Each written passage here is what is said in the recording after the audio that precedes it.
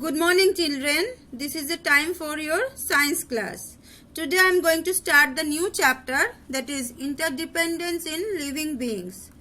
It is based on the particularly two living beings like plants and animals. They are the living components of our environment. So the relationship between the plants and animals and their interdependency will be discussed in this chapter. Mainly about their food, about their divisions, like categorically they are, how many divisions they are having, about their food chain, and few natural balance and imbalance I am going to tell you now. The non-living components of the environment and all living things like man, like animals and plants, they are depend on each other and non-living things for their survival. This is called the interdependence. Now first we will be discussing about the living components of the environment. Normally plants and animals are the living components of the environment. First we have to see how plants are dependent on our environment. Means plants are different types. They are herb to big trees. They are found everywhere in land and water. They remain fixed at their position. So, as we know, plants produce their own food by the process of photosynthesis. They need water, mineral, carbon dioxide, sunlight to make their food. These already they are getting from the natural resources surrounding us. So, we can say that plants depend on our environment. Like this, animals also are dependent. Like there are different types of animals. They are found on land, trees, some animals found in air, water, soil. They do not remain fixed at a place. They move from one place to another in search of food and shelter. Right. Animals cannot make their own food. They eat plants or other animals as their food. So, they need water to air to live, and also they take food from the other animals also, and breathe in oxygen and breathe out the carbon dioxide also. So, like this way animals are also dependent on our nature. Next, about the microorganisms, the little bit new one. It is very teeny organism. They cannot be seen with naked eyes. Means in open air or in openly we can't see the microorganisms. They are found everywhere on land, water, air, even in our body also. So most microorganisms depend on dead plants and animals for food. They release the nutrients from the plants and animals into the soil, and then plants use these nutrients to make their own food.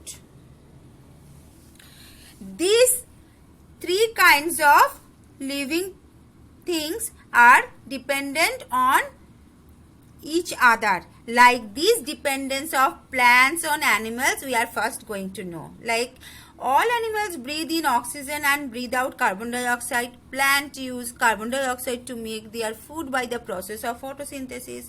Similarly, some animals help in pollination also, as you know in earlier chapters. And some animals also help in the dispersal of seeds also. For example, human and other animals.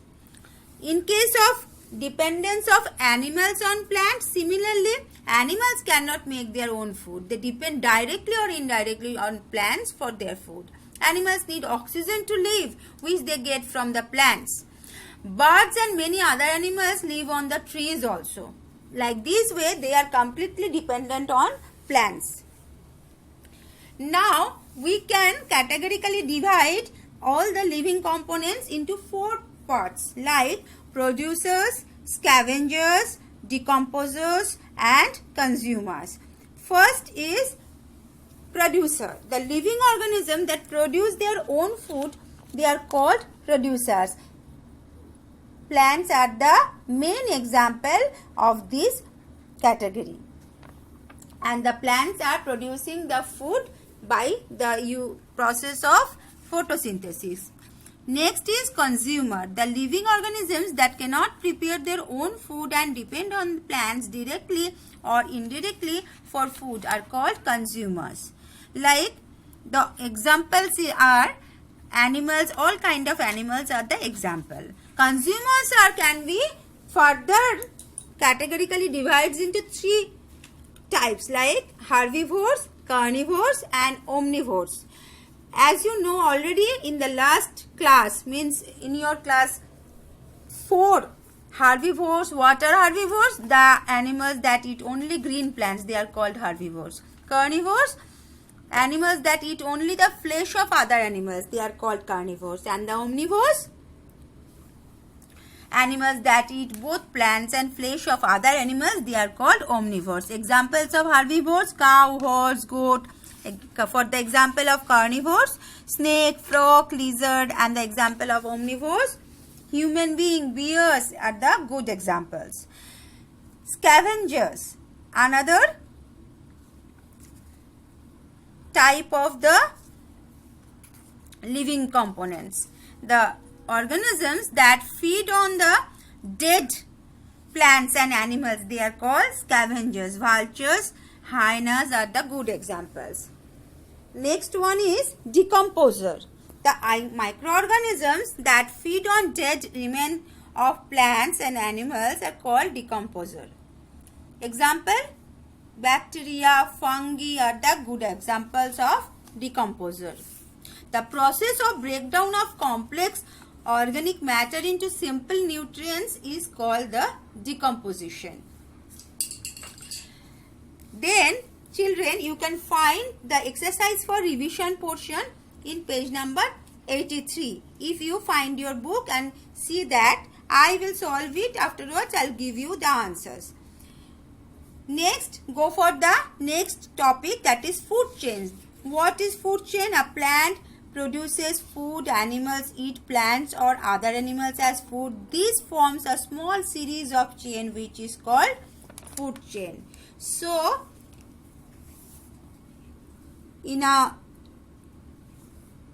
complete way, we can say that a series of organisms linked together by the process of eating and being eaten for food is called a food chain. Example you can give like grass, which is eaten by a deer, and the deer is eaten by a lion, following a clear food chain.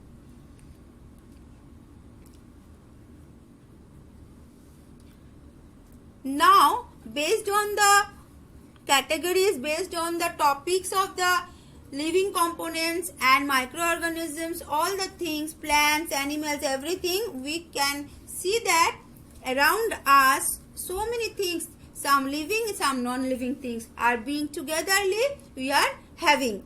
So, we have to need a balance, proper balance to live a long life and to stay healthy and safely. This is called the balance in nature. In nature, a number of food chains exist. All these food chains are linked to each other. Absence of any animal or plant in the food chain upsets the balance in nature. This is cause other animals or plants to die. So, all plants and animals are necessary to maintain the balance in nature.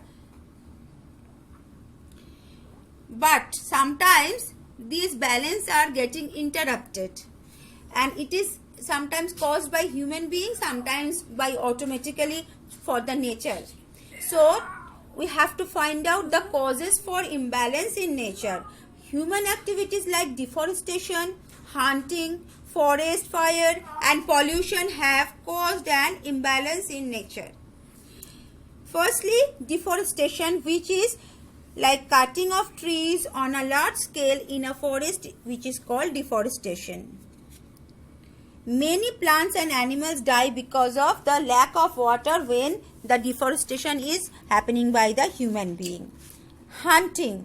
Killing of wild animal is called hunting. You know that sometimes we can see also tigers are getting very much decreases the number of tigers in our surroundings in nature for this reason, for hunting.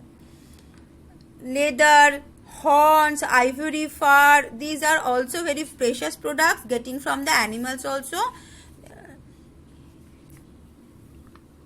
For the number of rhinoceros are killed for every year for their horns. For this reason, so we have to keep them safe away from hunting. Next is pollution. Throwing waste in the large amount of land and water, release of smoke and toxic gases in the air which causes pollution. Forest fires cause death of the plants and animals in the forest. Forests are burned to get land for the farming, putting up the industries or making houses like this. So how can we maintain a balance in nature?